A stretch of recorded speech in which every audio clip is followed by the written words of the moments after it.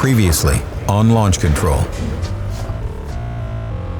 Subaru Rally Team USA's race seasons reached their conclusion.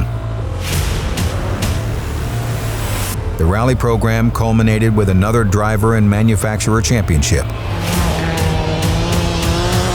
Got the 8th championship now, 6th in a row with the Subaru teams, which has been absolutely awesome.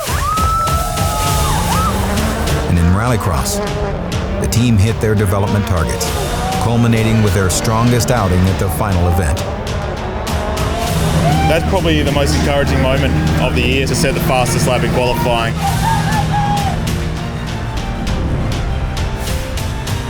Both programs have been deemed a success, and now they turn their sights to the upcoming 2017 calendar.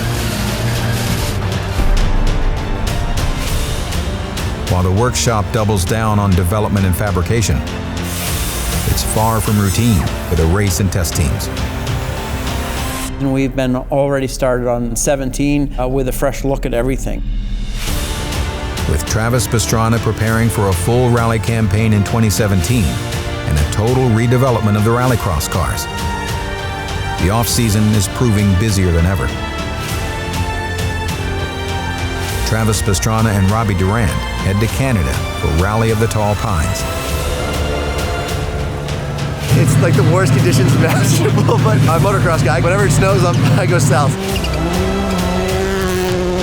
And the Rallycross team embarks on a new round of tests with their newest member.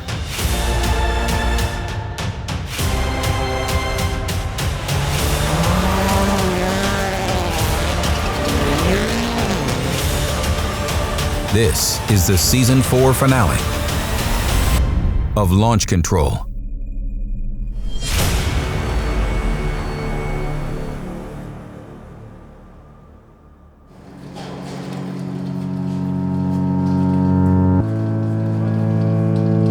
All the pieces are in play at Vermont Sports Cars headquarters. The number 75 championship winning STI is getting a once-over. In the fab shop, a backup rally shell is taking shape, while the next generation of Rallycross cars are born. Next door, the 2016 Rallycross cars are in various states of rebuild. But the 199 rally car is ready to go. The 2017 rally calendar kicks off at a winter rally in Canada. All part of the new American Rally Association Championship Subaru is contesting. So before that day comes, Travis Pastrana and Robbie Durant head north to Rally of the Tall Pines, round 6 of the Canadian Rally Championship. It's a golden opportunity with a perfect benchmark.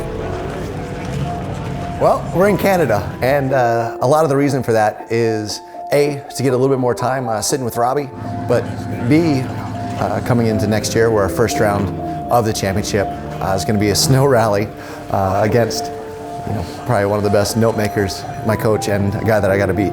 So we're up here trying to get every little bit of practice we can here in Tall Pines. Travis asked for a little bit more seat time with Robbie Durant to get better acquainted and work with her notes more. So we offered him one more round, and he's gone up there as more of a training exercise than trying to win the event. I don't know how to start. You're gonna have dirt, you're gonna have ice, snow, slush.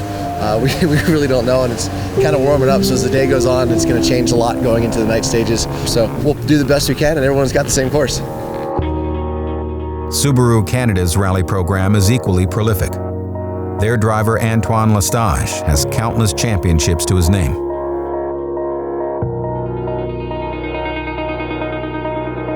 I've been rallying for a long time in Canada, and I've been 8-time Canadian champion. Antoine, he's on his game right now. Knows all the race in Canada like the back of his hand. Great at making stage notes. I've always had a very good relationship with Travis, competed against him in the US, and for so many years I was the one going to play on their playground, and it's quite cool for me that now they're coming to play on my playground.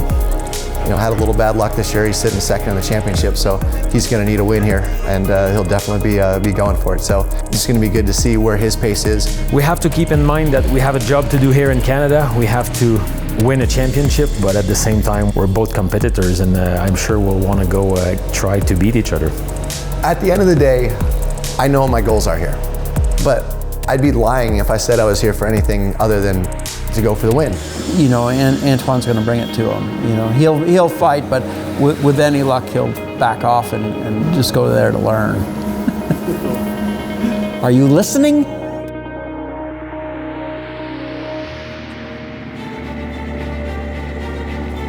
Lestage is first on the road. The local knowledge on these roads make him the odds-on favorite.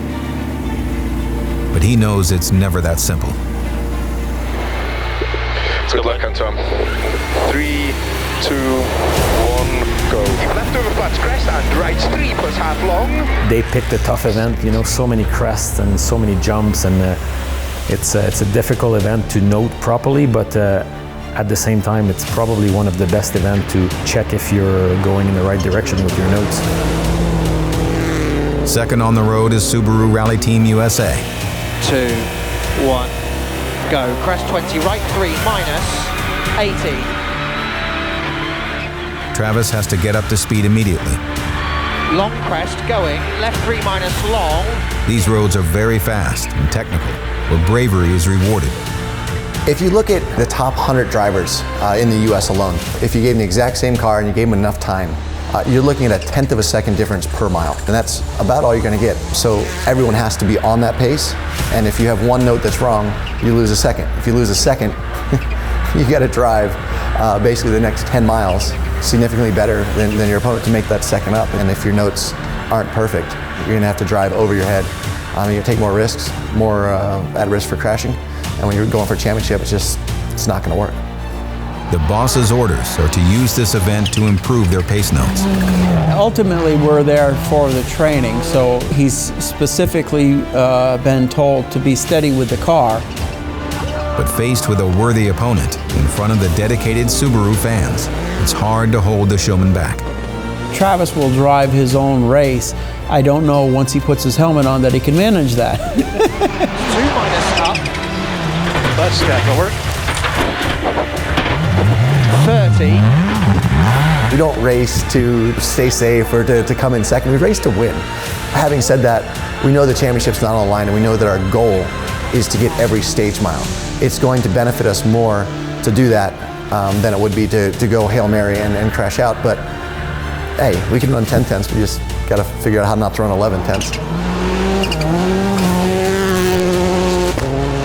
Lestage asserts dominance on the opening stage. Pastrana claws some time back on the next, but drops a few more seconds on the third. Best result for sure would be for me to win the rally and then take the lead in my championship and have Travis be happy with his notes. Oh, winning, of course. Winning is always the perfect result. We'll do whatever we need to try to go for the win. The first loop ends with a 23-second spread.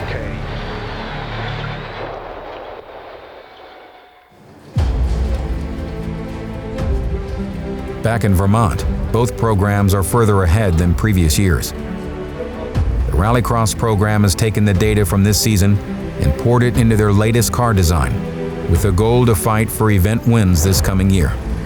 Everyone is optimistic. With the success of the last few events in the season and the momentum that we've picked up from the mid-season on, everybody's really kind of come together with some new energy. What we're seeing now and knowing where the cars are today, I think we're going to make a significant step. While the chassis are still in the early stages, the plan is well crafted. I have a great feeling about this car. We have great designers that we built championship cars. So I'm really ecstatic about next year's season. We're able to move Jonathan Carey across from Rally to Rallycross and bolster our engineering team on that side. And honestly, since the end of the season, we've been already started on 17 with a fresh look at everything. Updated engine package, geometry and suspension plan should further improve their performance. We've had a complete rethink into the suspension system, the geometry, taking all the data that we've learned over the past 2 or 3 years. We've created a really good development list for 2017, and we're plowing on. Some of which are already being tested. In Virginia, a late season test is underway. The endurance test will run some of these new ideas through their paces. Amongst the changes is a confirmed driver lineup. After a strong showing in the latter half of the year, Chris Atkinson is returning for another season. And the newest driver to join the team is very familiar to the GRC circuit, but new to Subaru.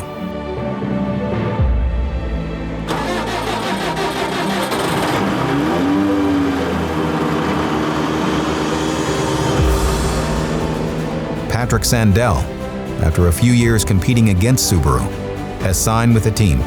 I've been following Subaru from outside the last 4 seasons, and the passion that they have shown in the paddock in GRC is something special. And I want to be a part of this passion, and I'm sure that I could add something to this team so we can end up on top of the podium.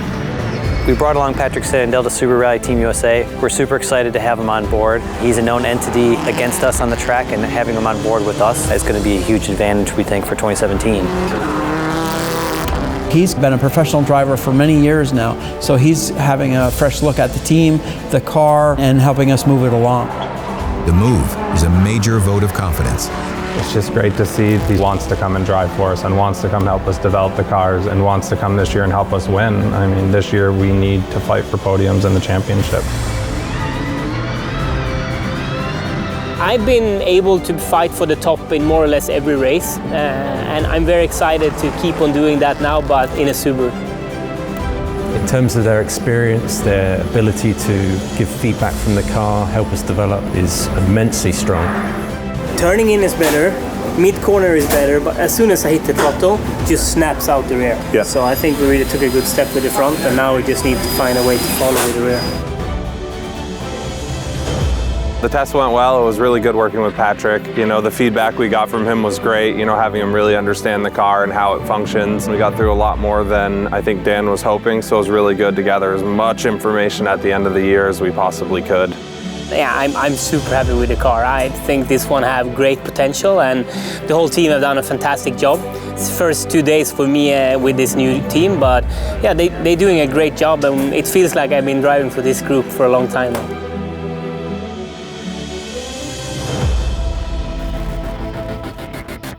Five, 4, 3, 2, 1, go, 30. For Travis and Robbie, Tall Pines is about developing their pacenotes system that will be critical to matching Higgins when the new season starts. After a successful first leg, the notes are working well, and their trust is building. Right 5 minus, opens over 100, and left 3 long, tighten. That's not what it said. Okay, and They up their pace and win the next stage to close the gap by 5 seconds. For Subaru Canada, the battle is an issue. 4 plus half long, slippy exit. Lestage has to manage his urge to race against his American counterpart and keep his championship goals clearly in sight. Both Subarus are on a similar pace.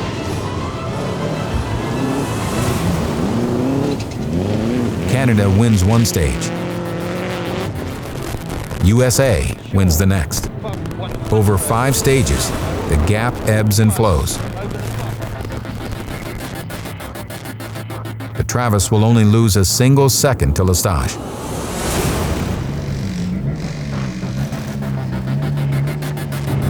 We're faster in any of the fast stuff, but he's not driving like he's got a championship on the line. It's funny looking at his lines, you know, because we're second on the road.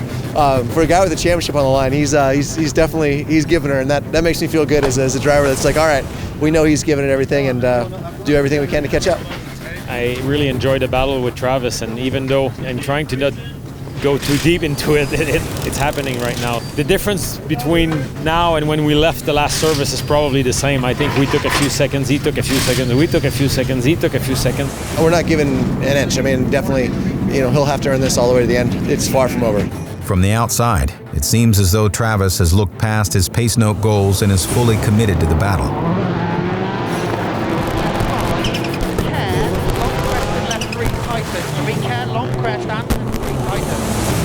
The outright pace is similar for both cars.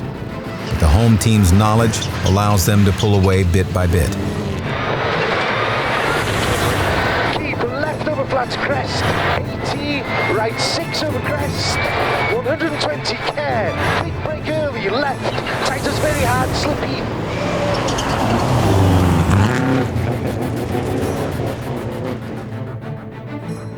And then things change. 50. A rear brake issue is creeping in, and Lestage has to hold back. Finish, long, opens late over crest, 50. You okay? Yeah, something's wrong in the back. His struggle could be exactly the opening Pastrana needs to take the lead. He's felt good all day, and the car has been reliable. Left 4 short. But Travis's race takes a turn as well. A flat tire followed by contact with a bedrock hammers the back end of the car. Both cars are limping through the stage, but Travis is dropping back. At service, both teams have a list of repairs. There's a lot of weird sounds. Well, you got like Up more, up. basically the horn flags. Left out, coming in, Yeah, but down. I think it's more than top. Okay, rear's gotta go up quickly. In the rear, just get the little hole in them. It's like both you and Antoine had a little bit of drama in the last loop. How'd it go?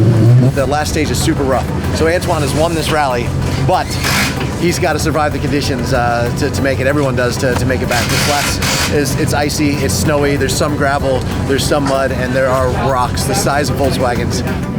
Very difficult when the conditions are like this and it's so slippery. You're not really seeing the edge of the road so much as you would if it was no snow there, but so far so good. Pastrana now trails Lestage by just under 2 minutes. So the decision is made to pull back and concentrate on the original goal and get the car to the finish with the maximum amount of stage miles. But you can't see the rocks through the snow. So sometimes you hit something and you never know you hit it until you hit it. Rally for position is done. It's about survival now. Yeah.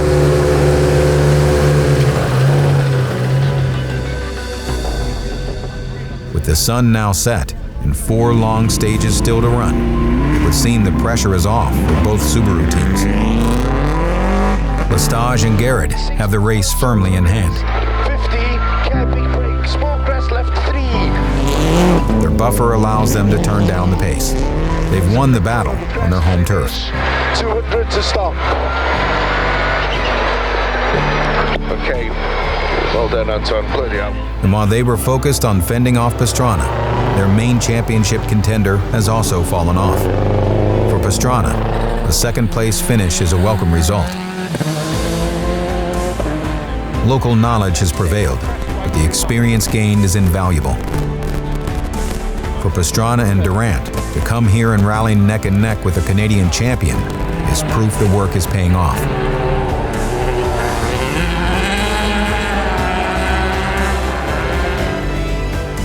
They cross the final time control.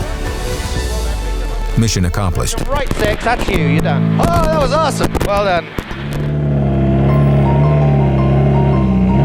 Sometimes in a race season, the most significant moments grab the least attention. Oh, we made it. Holy cow. We'll take it. Sir. Good job, man.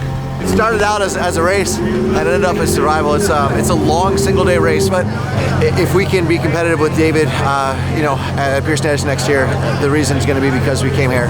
We made notes. We know what we need to improve on. Of course, we would have liked to have been a little more competitive, but coming second to our Subaru Rally Team Canada teammate, it's pretty good. Yeah, it was great to battle with Travis. I've known him for a long time and we've had some good battles in the past in the US, and he's a great guy, and it's always good to have competition. It pushes yourself, and we did some very good stage times too for our first time here. So for now, I'm quite happy that we're on top. Upon reflection, the formative moments of the year become obvious. At the beginning of the Rally America season, Pastrana's victory at the rally in the 100-acre wood was a declaration that he had returned. Good job, though. Travis Pastrana and Christian Edstrom.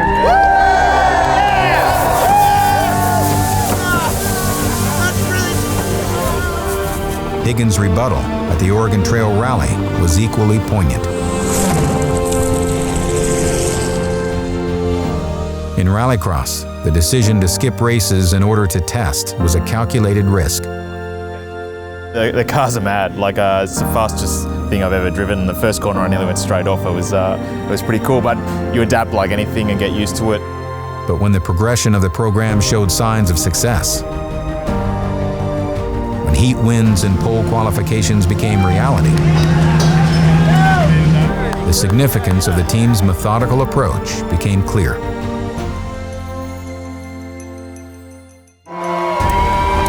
They can look back on the year and point to another championship for Higgins and Drew, recalling the moments where they struggled and where they succeeded. Which mattered the most? For Travis Pastrana, was his strong result at Tall Pines his biggest step towards his championship aspirations? Was this the moment driver and co-driver put it all together? David's not here, we still get second. In Rallycross, can a new driver lineup, new cars, and renewed excitement take them to the next level? I think we're all a little gun-shy to say we're going to hit podiums right out of the gate. I think we're going to be a major contender out there for what we can do with this little Subaru and our little scrappy team. Our effort is completely focused on Rallycross. You know, the team is the strongest it's ever been, the crews are the strongest they've ever been, and the engineering staff is the strongest it's ever been. We will win, yeah. We have to win. It's got to happen. When we win, we'll all win. We don't intend to let them down. The teams that never let up, that find evolution where there was none to be found, succeed.